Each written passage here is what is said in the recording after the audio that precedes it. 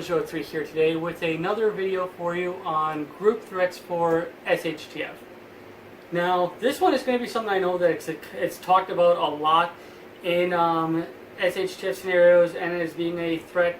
So right now I'm just going to try to cover a couple of key points for it.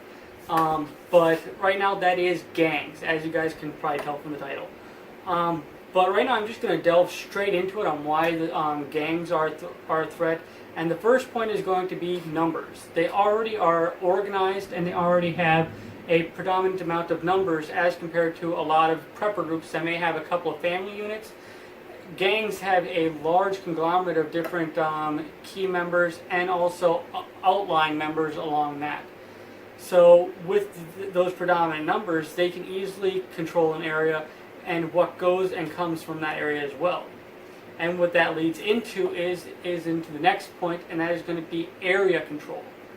Now, this is more along the lines of in predominantly urban area centers and cities and along those lines, sometimes into the suburbs as well. But that is, they normally have a good amount of control over certain areas.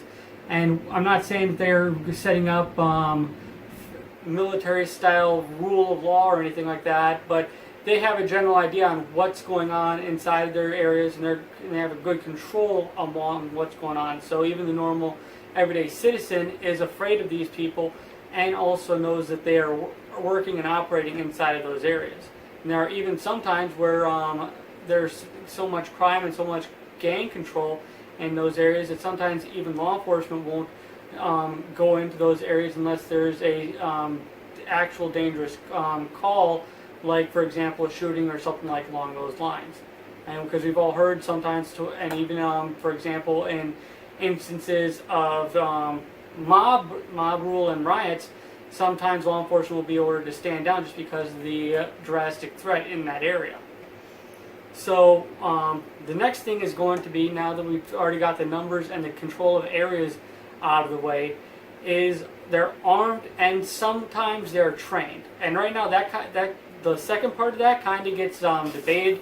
I know that a lot of your standard street thug isn't going to be very trained on firearm safety and firearm manipulation, everything like that. A lot of them pretty much don't even use their firearm properly, as we've seen from a lot of times from when they try to go and rob a convenience store or something like that, and they try to just slowly rack the side and end up causing themselves a double feed or something like that. Or sometimes they're walking around with airsoft guns to disguise themselves as real guns. But they do have a pretty good and decent amount of firearms compared to a lot of the standard citizenry in a lot of these areas. Because a lot of the areas like in these cities have very strict gun control on the normal citizen and restricting on their ability to carry and defend themselves. So these citizens aren't always allowed to be able to be armed while these criminals can be. And what happens is whenever an SHTF scenario happens, short term or long term, these people are very easily capable of going and assaulting on these citizens that can't defend themselves and are prepared to defend themselves, and are also very easily able to go and overwhelm an area, as you've seen in disasters like Katrina, where you had gangs and looters just going around and causing all sorts of mass havoc, to the point where the National Guard had to be called in and do a mass firearms confiscation of all the citizens in the area and even the outlying areas of that, which I view myself as unconstitutional, but still it did happen. The next thing that goes along with that, with the training, is that you have a lot of larger corporations like the cartel, which have former militaries from different nations all over the world that they pay an exorbitant amount of cash to come out there and train their cartel members to be able to fight on a basic uniform level of using unit tactics.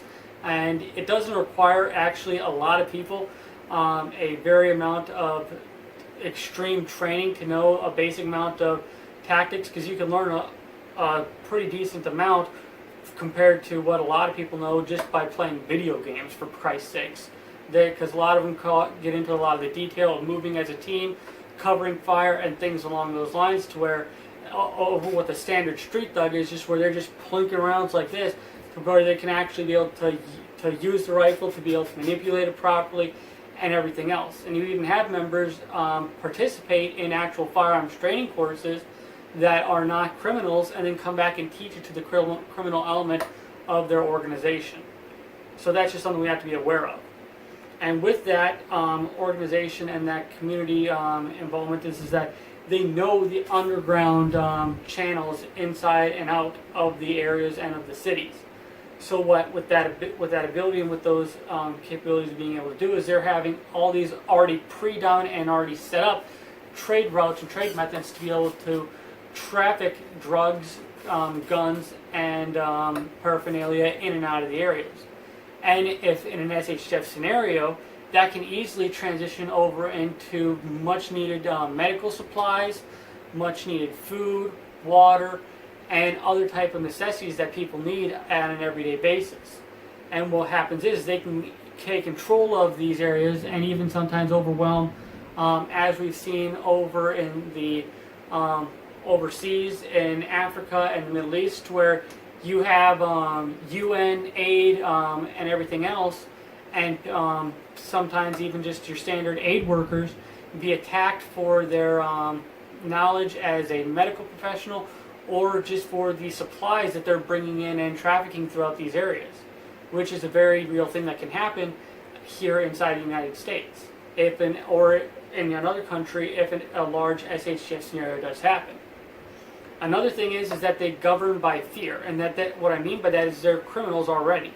They're not going to have a small conscience about taking something from a family in need, or about killing a person over something that they view as a commodity.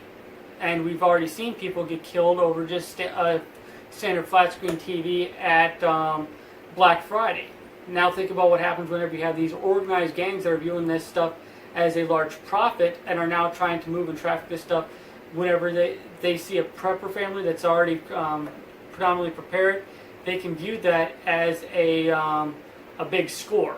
And you'll see these people already go and rob banks and things along those lines of threat levels. It's all along for them.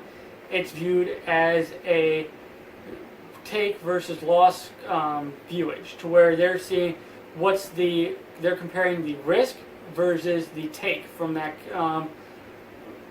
situation. So they can see a couple of members with ARs and things along those lines for defensive measures, and they just see their overwhelming numbers and their capability as a gang and as their gang morale to be able to take those that you have and then be able to distribute that for profit or for better control of an area or whatever.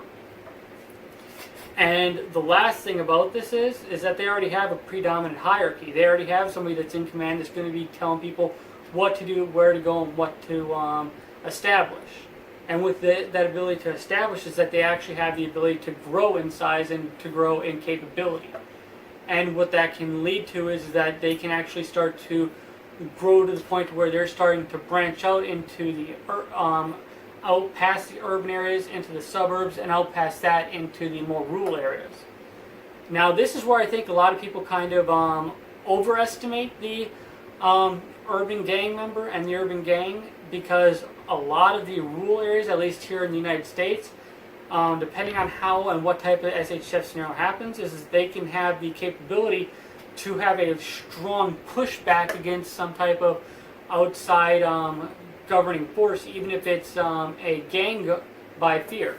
Now that's where you're going to get into a lot of skirmishes and a lot of firefights out into these outlying areas between these criminal groups and these citizen groups.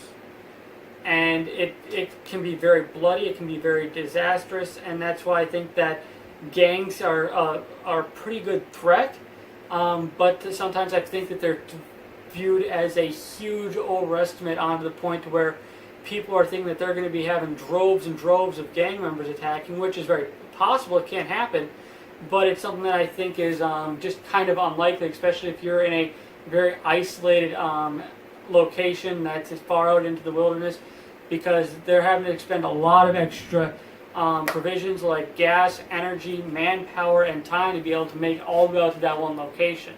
I think that they're going to try to even continue to stick to urban centers.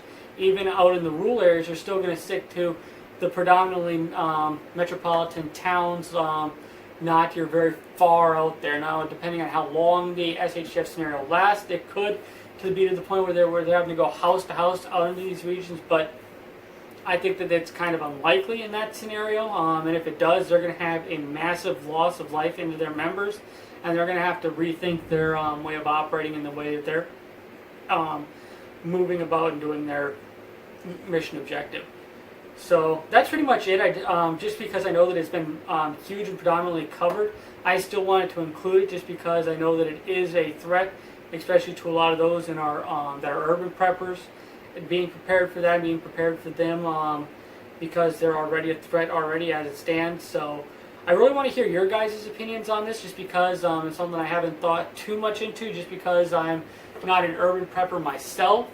But I just want to hear how those of you that are urban preppers that are living inside of suburbia and inside of these cities, on how you guys prep and how you guys think of as gangs as a overall threat, and what their capabilities are going to be now and after an SHTF scenario happens.